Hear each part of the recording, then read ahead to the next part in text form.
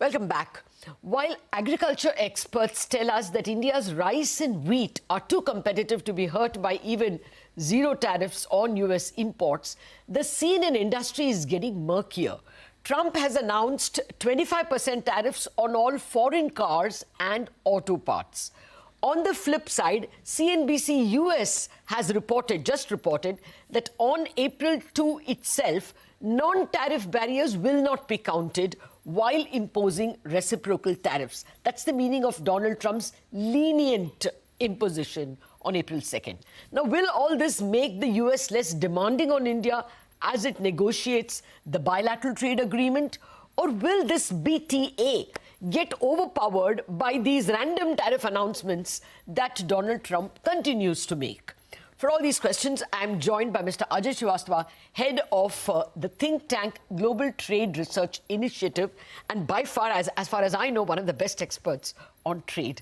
Mr. Srivastava, thank you very much indeed for your time. I know this must be busy days for you. But first up, these non-tariff barriers are not going to be included. So do you think the BTA, the bilateral trade agreement that's being negotiated, is to that extent likely to be a little clement to us? I don't want to guess on anything, but for example, so far he has spared India, and we are hit by only two tariffs, one on steel and aluminum. And now I just discovered by listening to you that 25% on autos and auto components. So unlike China and Canada or Mexico, he has not chosen to hit us so far. And we hope for the best for the April 2nd thing. Okay. Well, first, I want a nomenclature clarified. When we say BTA, bilateral trade agreement, is it the same as FTA or is it something less? Great. Latha, so we have FTAs, PTAs, comprehensive economic partnership agreements, comprehensive economic cooperation agreements, bilateral investment treaties. So these are all same thing, economic policy agreement including. They all indicate to a free trade agreement. These are different nomenclature, but they basically entail giving preferences to the partner countries. Each other partner countries, they entail preferences, tariff preferences, other preferences. So this is an FTA only. BTA is a fancy word like SICA or SIPA they are. Okay, that's important. Now let me come to what products in India you think will get impacted. Dr. Ramesh Chand tells us that our rice is very competitive, and wheat as well, because it gets MSP protection, is more or less protected. But on industry, auto parts, I don't know, I believe we don't export so much of auto parts. We export truck parts. Which sectors do you think are vulnerable? So truck parts also cover their auto parts also. And our exports of auto parts are $2.8 billion to the US in the January to December 2024. So US global imports are about $90 billion. We supply just $2.8 billion, and US gets most from Mexico. Now imagine a scenario. He is hitting us with 25%. We're hitting everyone else also with 25%. That means everybody is at the equal disadvantage unless he gives exemption to Mexico or some other big country or a big supplier. So everybody is at equal disadvantage. So I don't think it will hit us hard. And then, auto tariffs, they are part of very tightly enmeshed global value chains. So some of the US car makers, they're assembling cars in US, but they are buying auto components from India. And I don't think it will take a hit. Second, This is a big relief, sir, that, you're right. If all of us are going to be hit by the same thing, then, we may not necessarily have to suffer. You were going to say something else? He also hit the passenger cars. So by 25% tariffs. So I say, please go ahead, 25%, hit us with 100%. It doesn't make any difference. Our exports to US, they are declining. They will be less than $10 million this year. So our industry will not even notice any tariff differences. We'll stop exporting to them $10 million. But the real danger is if government takes corrective steps, which means government under pressure from US cuts its own passenger car tariffs. That will be a real calamity. I want to share a small example in 20 seconds. Australia had 25% tariffs on its passenger cars in late 80s. And more than 10 global manufacturers, they are making cars in Australia. Then Australia thought that 45% is too high a tariff. They cut it to 5% in the next 10 years. And every single auto manufacturer disappeared from Australia. Australia today relies on every single imported car in Australia is imported now. No manufacturers. Australia is trying to woo with subsidies that you please come and set up shop again in Australia. Nobody is coming. So we should rely from this, that auto sector is very important. It accounts for third of manufacturing GDP of India.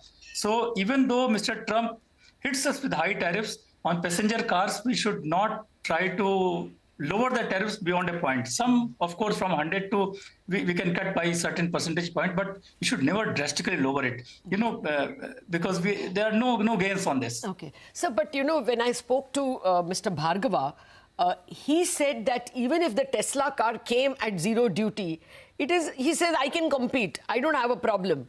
The problem will only be if they say that they are excused of countervailing duty, because the auto industry in India pays between 28 and, even 40% GST.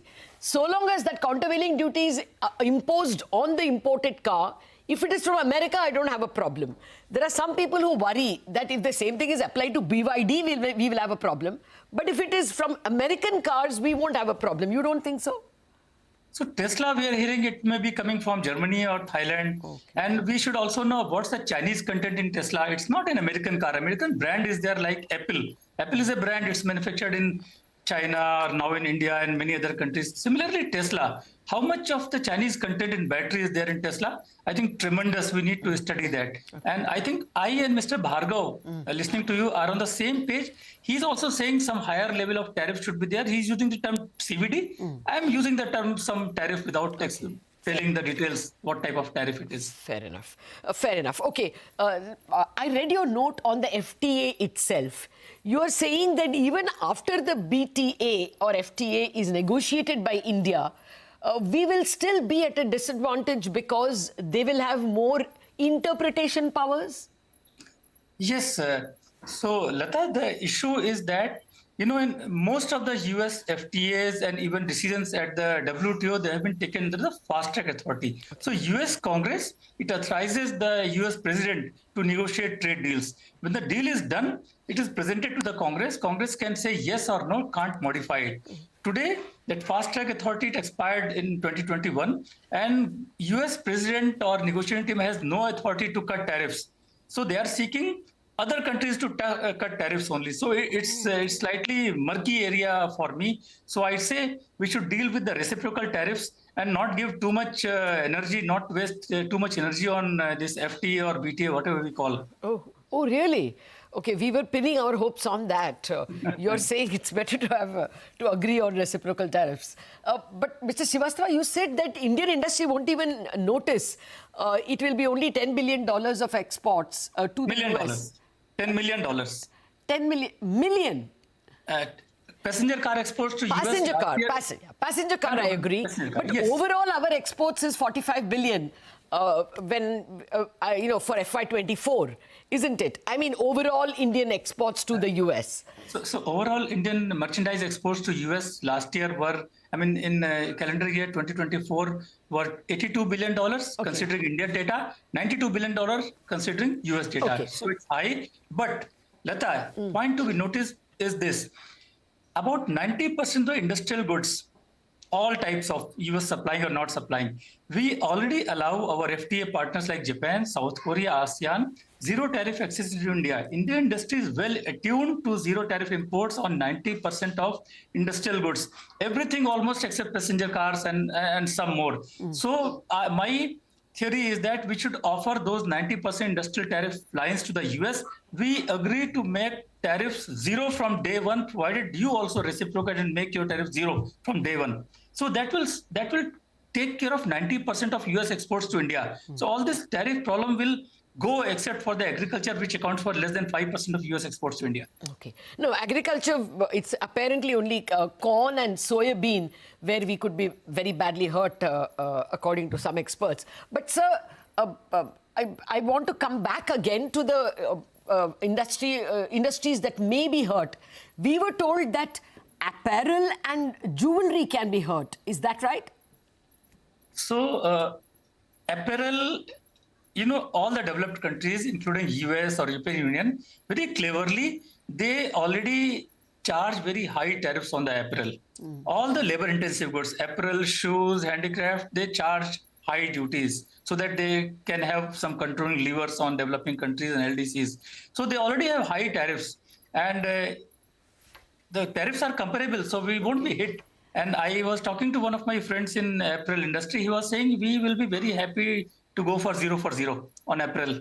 Oh, okay. That's good to hear. If that's the case, we will try and invite textile experts as well, or apparel experts as well. Yes. Finally, Mr. Srivastava, what you're saying is that as we approach April 2nd, we should not worry much if there are reciprocal tariffs. And the BTA is not that big a deal for us. Because BTA goes beyond tariffs. US is forced us to talk on intellectual property right, dilute your patent laws, allow access to government procurement. You dilute all your digital laws. For example, RBI mandate is there that financial data should be stored in the country. They will press us on all these issues, which we should avoid right now. Reciprocal tariff, as I say, 95% of US trade, that is industrial goods, we can absorb happily. And before April 2, now it's too late now, we should make an offer. Their team is in Delhi now. We should give a list to them. We are happy. We'll be happy to cut the tariff to zero on industrial products. From day one, you also agreed to do that. We will broadcast your views as far and wide as we can, and hope that will form part of the arguments or thinking that the Indian team is now underway, that the Indian team is negotiating. Thank you very much, Mr. Srivastava, for your time today. It makes us happy to hear that most of Indian industry won't even notice if the reciprocal tariffs are imposed. What we should beware is that when we negotiate the BTA, we don't allow unnecessary arm twisting by the US. That's the big message from Mr. Srivastava. Yes. Thank you very much for joining us. That's it on this edition of Indianomics. Thanks for watching.